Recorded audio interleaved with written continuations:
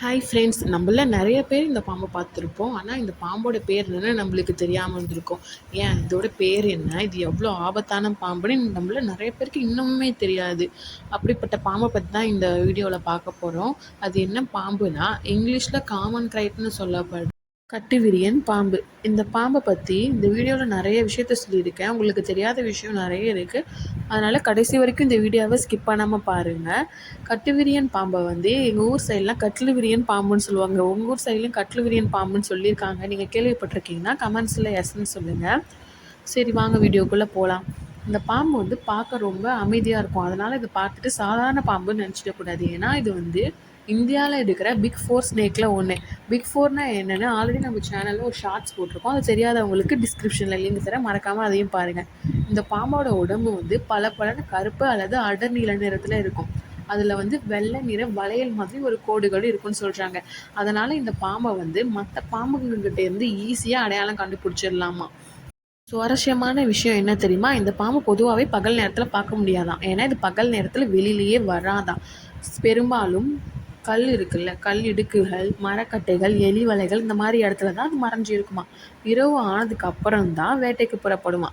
இது எலி, தவளை போன்ற சிறு உயிரினங்கள் இருக்குல்ல, அதை சாப்பிட்றதுனால நம்ம என்னடா இது எலி மட்டும்தான் சாப்பிடுதுன்னு சிம்பிளாக நினச்சிடக்கூடாதான். ஏன்னா இது மற்ற பாம்புகளையும் வேட்டையாடி சாப்பிடுமா.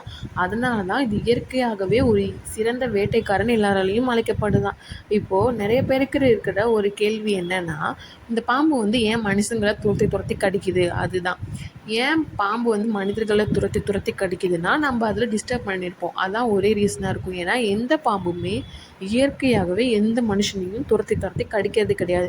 அந்த மனிதர்கள் பாம்பை கையில் தொட்டாலோ இல்லை அதை பிடிச்சி தொந்தரவு பண்ணாலோ தான் அது நம்மளை கடிக்குது. அதனால் ஒரு பாம்பை பார்த்தீங்கன்னா ஹீரோ மாதிரி பிடிக்க ட்ரை பண்ணாமல் பாதுகாப்பான இடத்துல இருந்து விலகிருந்து பார்த்துட்டு பாம்பு பிடி மீட்பாளருக்கோ துறை அதிகாரிக்கோ தகவல் சொல்லிவிடுங்க. அவங்க பாம்பை பிடிச்சிட்டு போயிடுவாங்க.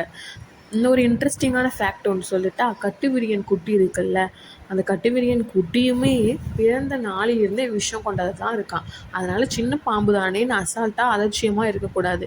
இந்த பாம்பு நம்மளுக்கு எப்போவும் எதிரியாக இருந்ததே இல்லை. ஒரு உண்மையை சொல்லணும்னா, எலிகளோட எண்ணிக்கையை குறைச்சி விவசாயிகளுக்கும் விவசாயத்துக்கும் ரொம்ப நல்லது பண்ணுது. அது மட்டும் இல்லாமல் இயற்கையில் உணவு சங்கிலி இருக்குல்ல, அதோட சமநிலையையும் கட்டுப்படுத்த பெரும் பங்கு வகிக்கிறது. அதனால் எந்த ஒரு பாம்பை பார்த்தாலும் அது உங்களை தொந்தரவு பண்ணாத வரைக்கும் நீங்கள் அது அடித்து கொள்ளணும்னு நினைக்கவே கூடாது. ஏன்னா எந்த பாம்பும் தானாக மனிதர்களை தொந்தரவு பண்ணுறதும் கிடையாது.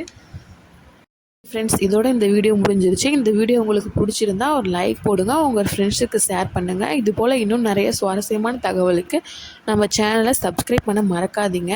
அடுத்த வீடியோவில் சந்திக்கும் வரை உங்களிடம் விடைபெறுகிறேன். நன்றி, வணக்கம்.